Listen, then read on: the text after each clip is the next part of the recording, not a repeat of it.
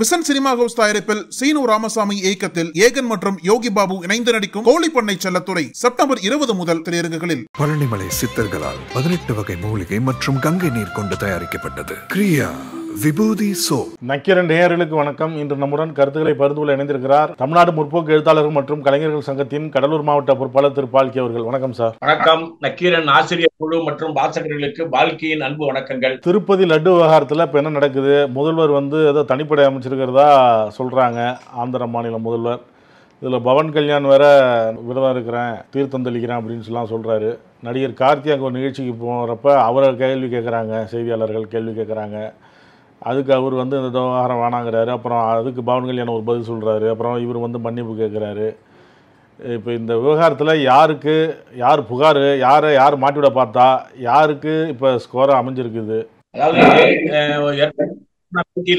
மாதிரி திருப்பதியினுடைய லட்டு பரபரப்பாய் பேசப்படுகின்ற மாட்டு கொழுப்பு இணைக்கப்பட்டுள்ளது என்று சொன்ன அன்னைக்கு 67,000 லட்டு அதிகமாக விற்பனை ஆயிருக்கு. கடந்த 4-5 நாட்கள்ல ஏற்கனவே இருக்கக்கூடிய லட்டு விற்பனையை விட 25% லட்டு விற்பனை அதிகமாகியிருக்கிறது. அப்போ பக்தர்களுக்கு இந்த மாட்டு கொழுப்பா, ஐயையோ லட்டு வேணாம் என்ற நிலைமையில போகுமான்னு பார்த்தா நாம எதிர்பார்த்த மாதிரி அது நடக்கல. மக்கள் பாரம்பரியமிக்க திருப்பதி கோயிலுக்கு போயிட்டு வந்தா நம்மளுக்கு கிடைக்கக்கூடிய பிரசாதத்தை நீங்க எவ்வளவு தடைகள் இருந்தாலும் அதை பெற்றுக் கொள்கிறார்கள், கூடுதலாக வாங்கி செல்கிறார்கள். நிஜமான விஷயம் இதுதான். ஆனா இந்த திருப்பதி லட்டு பிரச்சனையை அரசியலாக்கின முதல் நபர் எங்கே போனார்? அரசியலாக்கின முதல் நபர் வேற யாரும் இல்ல, சந்திரபாபு நாயுடு தான். பவன் கல்யாண் அப்ப சீன்லயே கிடையாது. சந்திரபாபு நாயுடு ஆரம்பிக்கும் போது என்ன சொன்னாருன்னு சொன்னா, தரமற்ற நெய்யை வாங்கியிருக்கிறார்கள், அதனால அந்த நெய்யில மாட்டு கொழுப்பு இதர அசைவ பொருட்கள் அதுல ஆட் ஆகியிருக்கு அப்படின்றது அவருடைய குற்றச்சாட்டு. அவர் சொல்ல வர்றது என்னன்னு சொன்னா, நம்ம ஏற்கனவே கர்நாடகால நந்தினி என்கின்ற அந்த பால் மில்க் நிறுவனத்தோட, தமிழ்நாட்டுல ஆவின் நிறுவனத்தோட பாரதிய ஜனதா கட்சிக்கு ஏற்பட்ட சில விரிசல்கள் அங்க வரும் என்று எதிர்பார்த்து ஆட்சிக்கு வரும்போது சந்திரபாபு நாயுடுனுடைய சொந்தக்காரர்கள், அவருடைய மனைவி, மருமகன் உட்பட ஹெரிட்டேஜ் நிறுவனத்தினுடைய பங்குதாரர்களா ஷேர் மார்க்கெட்ல விலை ஏறி, அவங்களுடைய பங்கு விலை ஏறி ஆட்சிக்கு வந்த 10 நாளுல சில லட்சம் கோடிகளை சுருட்டியவர் தான் சந்திரபாபு நாயுடு. அப்ப அவருடைய நோக்கம் என்னவா இருந்ததுன்னு சொன்னா, ஜெகன்மோகன் ரெட்டியினுடைய காலத்தில் இருந்த சில விஷயங்களை முன்னாள் அறங்காவலர்களை கையில் வைத்துக் கொண்டு அதில் சில குழப்பங்கள் இருக்கிறது என்று சொல்லி அதை தள்ளி விட்டுட்டு இதர நிறுவனங்கள் வரும்போது முதலமைச்சர் இன்ஃபுளுன்ஸ் பண்ற ஹெரிட்டேஜ் உள்ள வரலாம் என்பது அவங்களுடைய அரசியல் திட்டம். அது நடக்காம போய் எதிர்வினை ஆற்றின உடனே இதை சனாதனம் என்ற பெயர்ல மூடி மறைக்கிறதுக்கு ஒரு ஆள் தேவைப்பட்டார். அவர் சந்திரபாபு நாயுடுவா இருக்க முடியாது, அவருக்கு அந்த வேஷம் பொருந்தாது. பவன் கல்யாண் பியூர் பிஜேபியா, நம்ம ஜோதிகா அந்த பேயா மாறுறாங்க பாருங்க, அந்த பேயா மாறுற காட்சியை நம்மளுக்கு காட்டுவான்ல தெலுங்குல பேசுற மாதிரி, அதன் மாதிரி பவன் கல்யாண் சனாதன ட்ரெஸ்ஸோட வராரு, மேக்கப்ல கலைக்காம அப்படியே அந்த காவிக்கு பதிலா மஞ்சள், அங்க ஆந்திராவில விரும்புற அந்த கலரோட கோயில்களை சுத்தப்படுத்துதல், சனாதனத்தை மீறி நீங்கள் யாரும் பேசக்கூடாது என்று மிரட்டுதல், இந்த 2 வேலையும் அவர் செய்யறாரு. அதனுடைய வெளிப்பாடுதான் ஒரு நிருபர் கேள்வி கேட்கும் போது கார்த்தி சொன்ன பதில், அது அரசியலாகிவிட்டது, அது நம்ம அந்த கேள்விக்கு பதில் சொல்ல வேணாம்னு அவர் தெலுங்குல பதில் சொல்றாரு. அவர் சொன்னது ஒன்றும் தப்பான பதிலே இல்லை, ஆனால் அதுக்கு மிரட்டும் துணியில இந்த சப்ஜெக்ட்ல நீங்க ஜாக்கிரதையா பேசுங்கன்னு அவரு சொல்ல, அவர் மன்னிப்பு கேட்க, அப்படி ஒரு நாடகம் அரங்கேறுகிறது. நம்ம வெளியில இருந்து பார்க்கும்போது இந்த லட்டு பிரச்சனையில ஏற்கனவே நாம போன பேட்டியில சொன்ன மாதிரி ஜெகன்மோகன் ரெட்டியினுடைய நிர்வாகத்துக்குள்ள எந்த நாயுடுகளும் வரல. இப்போ சந்திரபாபு நாயுடு வந்ததுக்கு அப்புறம் ரெட்டியார்கள் இல்லாத ஒரு அமைப்பு உருவாக்க வேண்டும் என்பது அவருடைய முடிவு. இதெல்லாம் அவங்களுடைய அரசியல் பிளான். ஆனா இதெல்லாம் மக்களுக்கு தெரியாது. அப்ப மக்களுக்கு அதை முடிச்சு வைக்கிறதுக்கு என்னடா வழின்னு பார்த்தா, ஒரு முதலமைச்சர் ஒரு குழுவை நியமித்து அந்த குழு இதுல விசாரணை நடத்தி உங்களுக்கு அறிக்கை தரும். இது பிரச்சனையை தள்ளி விடுறதுக்கான ஏற்பாடு தான். ஏன்னா மக்கள் ஒன்னும் அதை சீரியஸா எடுத்துக்கல. 2 நாளா உருவாக்கப்பட்ட லட்டு விற்காம தேங்கி போயிருந்ததுன்னா மக்கள் ஐயோன்னு நினைக்கிறான்னு சொல்லலாம். ஆனா அந்த பேசப்பட்ட நாளிலிருந்து கிட்டத்தட்ட 25% ஒரு நாளைக்கு அதிகமா போகுது. அந்த பேசின அன்னைக்கு 67,000 லட்டு அதிகமா போயிருக்கு. அதனால மக்கள் இதை கணக்கில் கொள்ளவில்லை. மீம்ஸ்ல எல்லாம் பாத்தீங்கன்னா நல்லா ஆயிடுச்சு. அதாவது சைவம் அசைவம் என்பதெல்லாம் வேறும் இல்ல. அசைவத்துல நீங்க கோமியமோ ஒரு தண்ணியோ தெளிச்சா அது சைவம் ஆயிடும் என்று மீம்ஸ் போசக்கூடிய அளவுக்கு இந்த லட்டு பிரச்சனை மாறி இருக்கு. இது நிர்வாகத்துக்கு ஒரு அடி. நம்முடைய பவன் கல்யாணுடைய ஒரிஜினல் முகத்தை பார்ப்பதற்கு ஒரு வாய்ப்பு. பிஜேபி நினைச்ச காரியம் இதுல நடக்கல என்ற ஒரு நிம்மதி.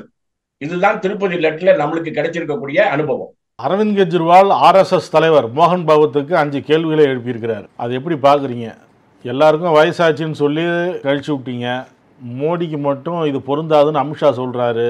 அதை ஏன் கண்டிக்கல? தாய் கழகமான RSS பாஜக யாராவது தவறு செஞ்சா கண்டிக்கணும், கண்டிக்கிறீங்களா இல்லையா உட்பட 5 கேள்விகளை எழுப்பியிருக்கிறார். இது எப்படி பார்க்குறீங்க? அரவிந்த் கெஜ்ரிவால் இந்திய அரசியல்வாதிகள் கொஞ்சம் ஆச்சரியப்படக்கூடிய வகையில ஒரு நல்ல மூவ்.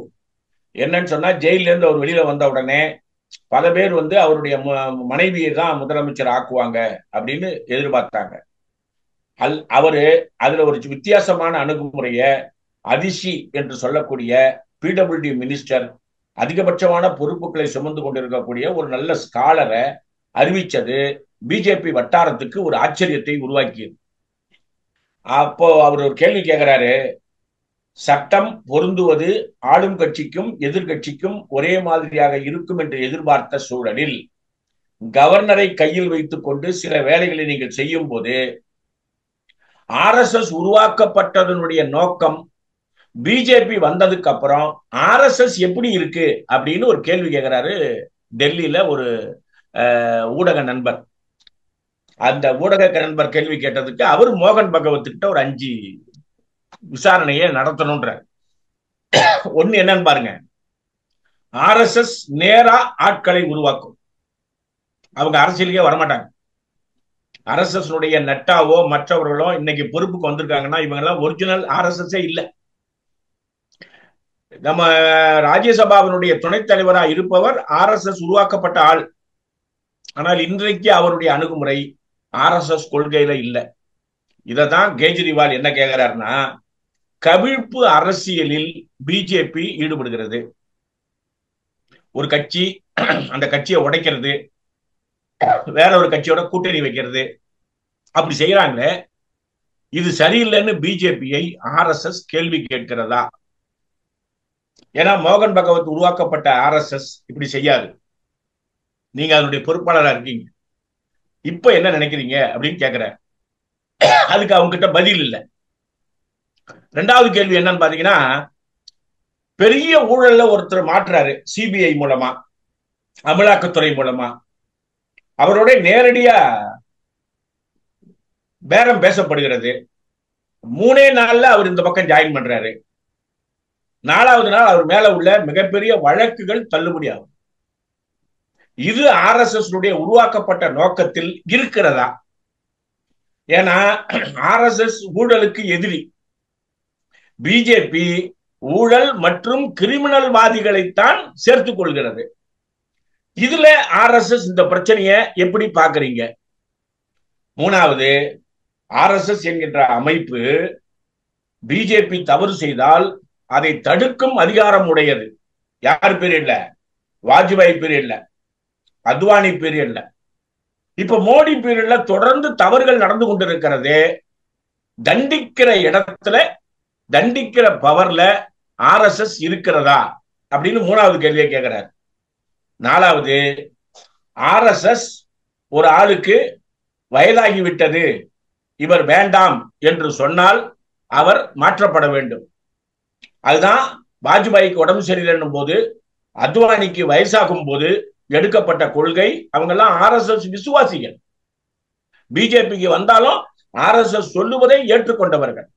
ஆனா மோடி RSS மீறி செயல்பட்டு கொண்டிருக்கிறார். இவருக்கு அந்த 75 வயது என்று நீங்கள் சொன்னது பொருந்துமா பொருந்தாதா என்று 4வது கேள்வி கேட்கிறார்.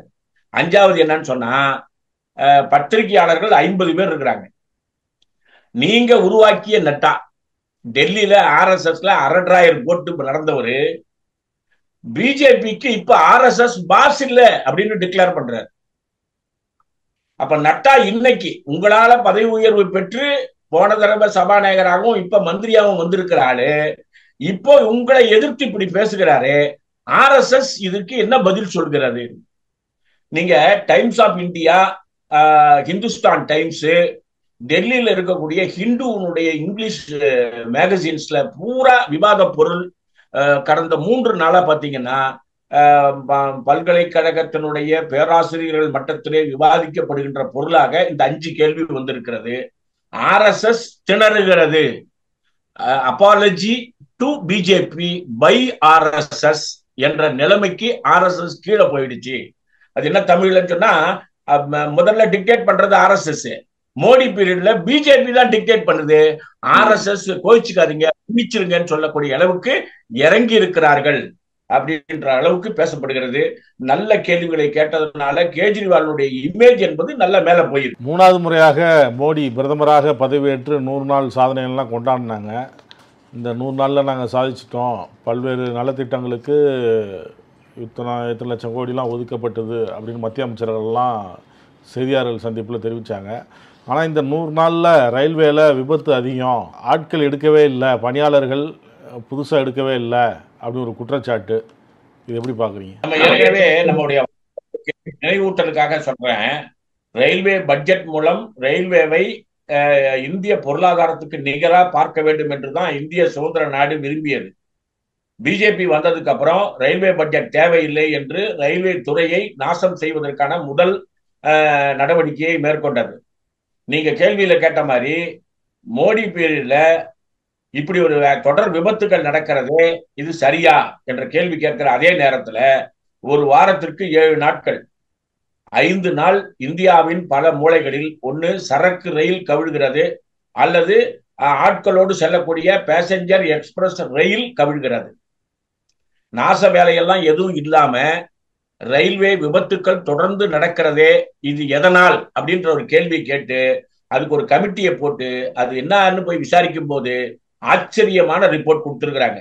என்னன்னு சொன்னா, இது வரைக்கும் இவருடைய 10 ஆண்டு காலத்துல, மோடியினுடைய 10 ஆண்டு கால ஆட்சியில 2014 இருந்து 24 வரை 31,862 கிலோமீட்டர் புதிய தடங்கள் உருவாக்கப்பட்டிருக்கின்றன. 32,000 வச்சுக்கோங்க, 32,000 கிலோமீட்டர் புதிய ரயில்வே தடங்கள் உருவாக்கப்பட்டிருக்கிறது.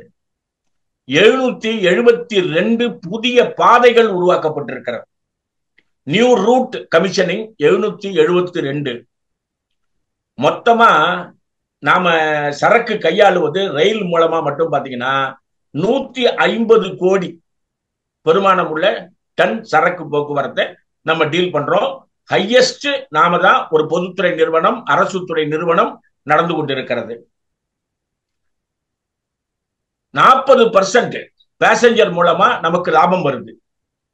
34% சரக்கு ரயில் மூலமா செலவுகள் போக நமக்கு லாபம் வருகிறது. ஒரு ரயில்ல ஒரு பெட்டிக்கு ஒரு டிடிஆர், ஒரு ரயில்ல ஒரு பெட்டிக்கு ஒரு டிடிஆர், 3 பெட்டிக்கு 2 மெயின்டெனன்ஸ் ஆட்கள். இந்த நிலை நீடிக்க வேண்டும்னு பரிந்துரை இருக்கு. ஆனா டிடிஆர் ஒரு ட்ரெயினுக்கே 2 பேர் தான். ஒரு பெட்டிக்கு ஒருவர் என்பது 24 பெட்டிக்கு 24 டிடிஆருக்கு பதிலாக ஒரு ட்ரெயினுக்கே 2 பேர். மெயின்டெனன்ஸ் நம்ம சொன்னோம் பாருங்க, ஒரு பெட்டிக்கு 2 பேர்னு, 50 பேர் ஒரு ட்ரெயின், பாஸ்ட் ட்ரெயின் போயிட்டு வருதுன்னு சொன்னா அவர்களுக்கு கொடுக்க வேண்டிய சம்பளத்தை எல்லாம் நிறுத்தி அதை ஒரு அவுட் சோர்சிங் ஏற்பாடாக செய்து விட்டார்கள். ஏற்கனவே இருக்கக்கூடிய ரயில் ரூட்ல பராமரிப்பு பணி, ட்ரெயின் போவாத நேரத்துல அந்த இருப்பு பாதையில போயிட்டு வந்து செக் பண்ண வேண்டிய ஆட்கள், அந்த செக் பண்ண வேண்டிய ஆட்கள் பூரா பணி ஓய்வு பெற்ற பிறகு அவர்களை வேலைக்கு எடுக்க வேண்டும் என்று பரிந்துரை சொன்ன பிறகும் ரயில்வே நிர்வாகம் அந்த பணியை செய்யவில்லை. மெயின்டெனன்ஸ் மோசமாக இருந்ததனால் விபத்துக்கள் நடக்கிறது. உடனடியாக குறைந்தபட்சம் 1.5 லட்சம் வேகன்சிகள் இருக்கக்கூடிய இந்த இடத்துல 40,000 பேரை உடனடியாக வேலைக்கு எடுங்கள் என்று பரிந்துரை சொல்லி 6 மாதம் ஆகிறது. அப்போ அந்த ரயில்வே துறையினுடைய அமைச்சர் இதையெல்லாம் நிராகரித்து விட்டு வெற்று அறிக்கையை வெளியிட்டுக் கொண்டிருக்கிறார். இது மக்கள் உயிரை பற்றி கவலைப்படாத ஒரு போக்கு. உடனடியாக இது சரி செய்யப்பட வேண்டும் என்பதுதான் மக்களுடைய எண்ணம். மகாராஷ்டிரா மாநிலத்தில் அண்ணா செபாஸ்டியன் என்ற பெண் தனியார் நிறுவனத்தில் சிஏவா பணியாற்றிட்டு இருந்தாங்க. அவங்க திடீரென உயிரிழந்தாங்க. அவங்களுடைய தாயார் ஒரு கடிதம் எழுதியிருந்தார். அந்த நிறுவனத்தின் அதிக பணி சுமை காரணமாக தனது மகள் உயிரிழந்தார் அப்படின்னு. இந்த சம்பவம் நடந்து 2 மாசத்துக்கு அப்புறம் அவங்க எழுதின கடிதம் வெளியாகி பரபரப்பா இருக்கு. இந்த நிலையில மத்திய நிதி அமைச்சர் நிர்மலா சீதாராமன் அந்த கடிதம் வெளியானது குறித்து கருத்து தெரிவிச்சிருக்கிறார். அவர் என்ன சொன்னார், ஏன் பேசு பொருளாக இருக்கிறது? அதாவது நம்ம நாட்டின் மக்களை சந்திக்கின்ற போது பதில் சொல்றது ஒண்ணு, அந்த அம்மாவுக்கு தமிழ் தெரியாததுனால எப்படி பேசுறாங்களோன்னு நாம இங்கெல்லாம் வரும்போது நினைப்போம். ஆனா இது நடந்தது டெல்லியில. அந்த அம்மாவுக்கு நல்லா ஹிந்தி தெரியும். அந்த பேரண்ட்டுக்கு கன்வின்ஸ் பண்ற மாதிரி பேசுறவங்க தான் அமைச்சரா இருக்க முடியும் இல்லையா? ஒரு பாதிப்பு, மகளை இழந்திருக்கிறாங்க. பெண்கள் வேலைக்கு பொறுப்புக்கு மேல வருவது என்பது ஆச்சரியமா இருக்கக்கூடிய சூழல்ல சிஏ என்கின்ற அந்த படிப்பை முடிச்சு ஒரு பேர் சொல்லக்கூடிய அளவுக்கு வந்த ஒரு அம்மா, ஒரு பொண்ணு, அந்த பொண்ணை இழந்து தவிக்கின்ற அந்த அம்மா கேட்ட கேள்விக்கு இவங்க சொன்ன பதில் வேற ஒண்ணும் இல்ல. அங்கொன்றும் இங்கொன்றும் ஸ்ட்ரெஸ்ஸின் காரணமாக நடக்கின்ற அந்த உயிரிழப்புக்கு ஒரு அரசு பொறுப்பேற்க முடியாது. நீங்க இதுக்கு இதை விட மோசமான பதில் யாராலுமே சொல்ல முடியாது. அந்த அம்மா என்ன சொல்லி இருக்கலாம்? என்னை போன்றவர்கள் நம்ம என்ன எதிர்பார்க்கிறோம்னு சொன்னா, அப்படி நடந்து போயிருக்க கூடாது. இப்படி ஒரு நிகழ்ச்சி நடந்திருக்குன்னா அந்த கம்பெனில என்ன நடக்குது என்பதை நம்ம ஒரு அறிக்கை மூலம் கேட்டு வாங்கி எதிர்காலத்துல இப்படி நடக்காம பாத்துக்கலாம். இதுதான் எந்த ஒரு அமைச்சரும் பதில் சொல்லுவாங்க நம்ம எதிர்பார்க்கிறோம். ஆனா அந்த அம்மா அப்படி சொல்லல. அதுல ஒரு பெரிய ஆச்சரியமான மோசமான விஷயம் என்னன்னா, வெறும் வேலைப்பளுவின் காரணமாக அந்த அம்மா இறக்கவில்லை என்று சொல்வது பேசு பொருளா மாறிடுச்சு. ஒரு பெண், பதவியில் இருக்கக்கூடிய பெண் உயிரை இழக்கிறாள், தற்கொலை முடிவுக்கு போகிறாள்னா எக்ஸ்ட்ரீம் கண்டிஷனை தவிர வேற எந்த நேரத்திலும் போயிருக்க முடியாது. அதை விளையாட்டாக ஒரு அமைச்சர் பேசியிருப்பது கண்டனத்துக்குரியது. பெண்கள் அமைப்புகள் டெல்லியில கடுமையா பேசியிருக்கிறாங்க.